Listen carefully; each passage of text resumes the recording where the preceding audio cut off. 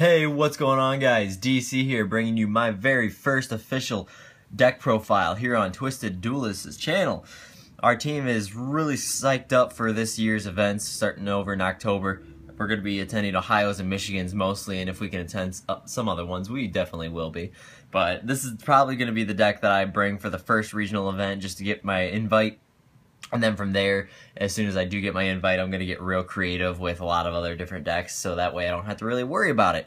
But let's go ahead and get into this so we can get some time going on here. Obviously, your standard 3 Denebs, 3 Altiers, 2 Unuks, 2 Vegas, and because I like having more options, 1 Wriggle, and 1 Ashlam.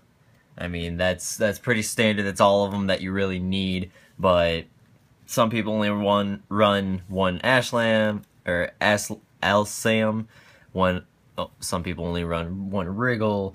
It doesn't matter. I like running them both simply because options. And then, last but not least, 2 Honest, because who doesn't like just surprising your opponent in mid-battle phase? Like, oh, hey, I finally get to run over his XYZ.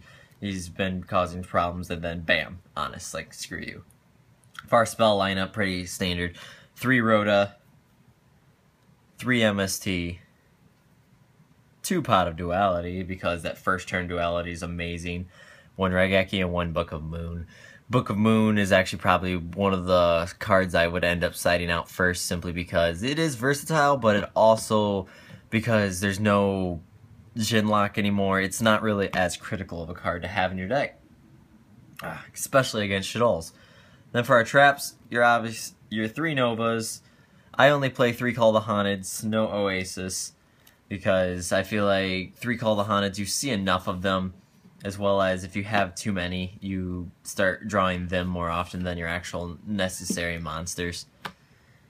Then we got 2 Mind Crush, 2 Fiendish Chains, 2 Mirror Force. I love playing 2s. I love playing 2s. 1 Bottomless. If I could play 2, I would. 1 Torrential Tribute. 1 Ring of Destruction, which I'm debating on taking out for Compulse instead, because I love the Destruction ability, but I hate the life points. Because when you need to use traps for tellers, you're obviously trying to avoid losing the life points.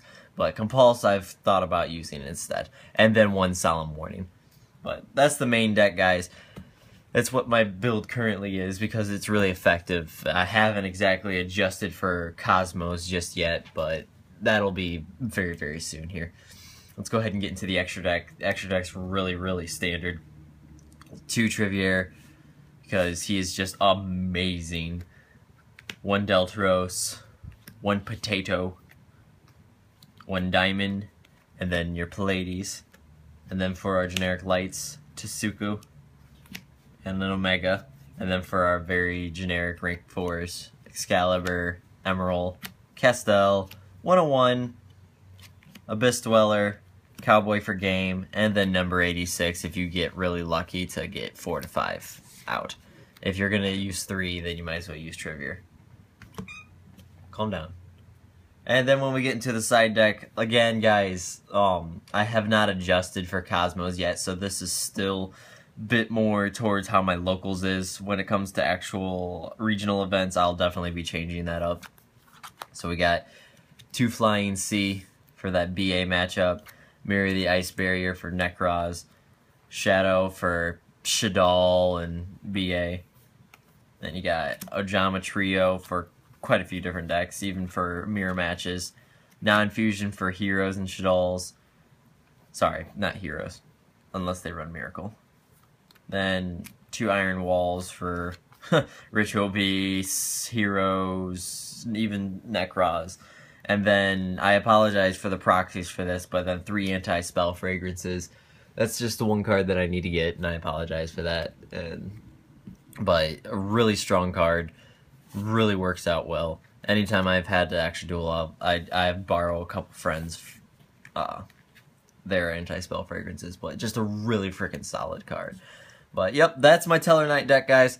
I hope you enjoyed.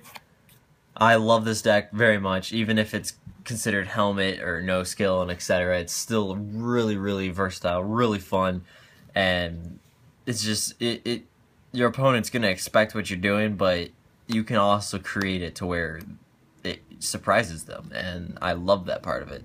And I've actually, like I said, once I get my invite, I'm going to go ahead and change things around and be extremely creative as possible and see how far I can get with it.